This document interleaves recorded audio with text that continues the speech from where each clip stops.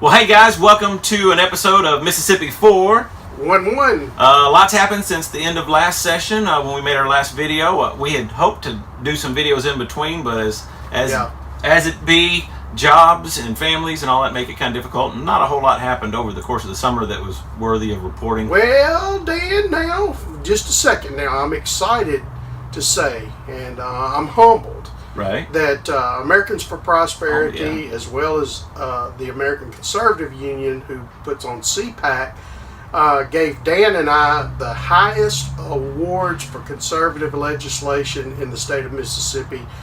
We were completely honored by that recognition. Very much an honor. And we're glad to receive it because it lets you know that we're doing what we said we would do in representing you. Representing you well. That's our goal. So thanks to AFP and to ACU for the creds. And we're going to get right into it. We cranked up last week. This is going to cover last week and this week since last week wasn't really a full week here. But we did hit the ground running. We had some big legislation that went through, and all of it dealt with our roads and bridges, highway funding, which you've probably seen on the news unless you've been hiding under a rock somewhere. Right. That a lot of people are saying are in dire need of repair.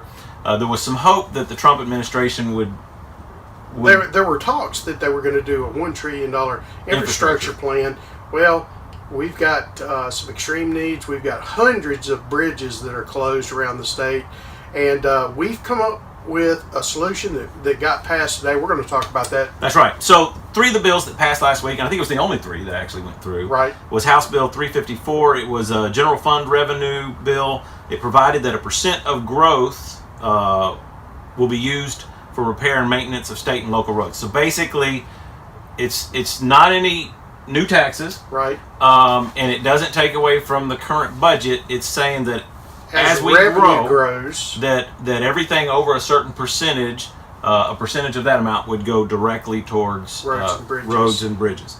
House Bill 357. It was a bond bill to authorize the issuance to assist municipalities and counties with bridge improvements, which most of the bridge outages and need is on the local level. It's on the local level, right? So it'll help fund that. And then the last one was House Bill 359.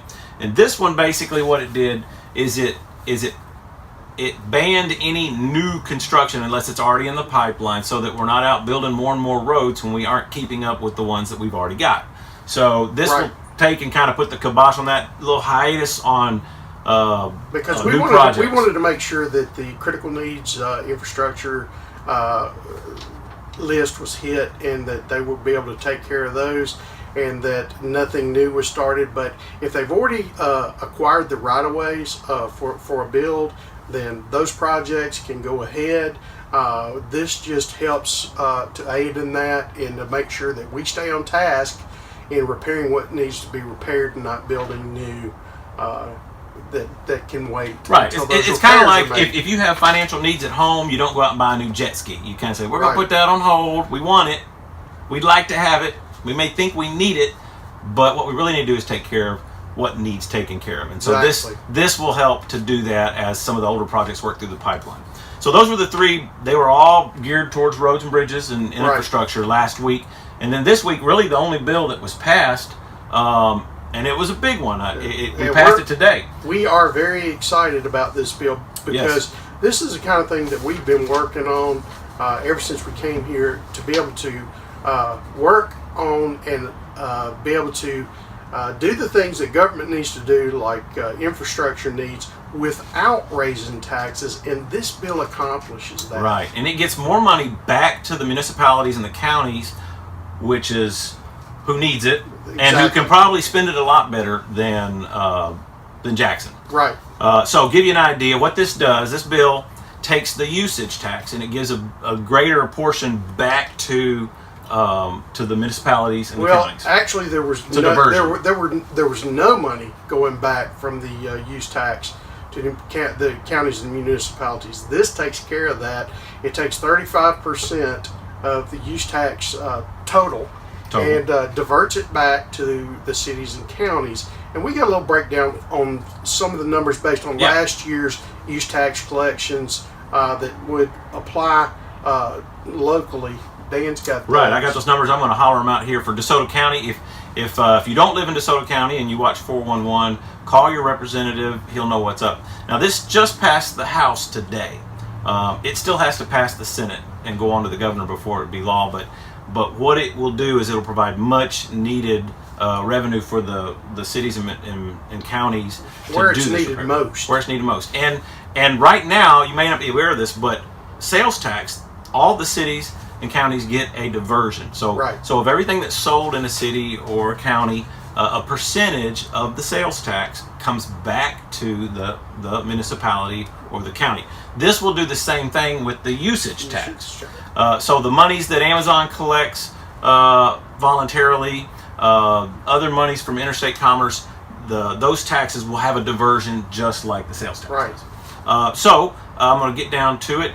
Looks like DeSoto County, based on last year's numbers, this would be an additional $740,000 in their coffers to use towards roads. $600. The small town of Walls, my hometown, would get close to $10,000. Horn Lake, it would be about $435,000 a year. Hernando, $326,000.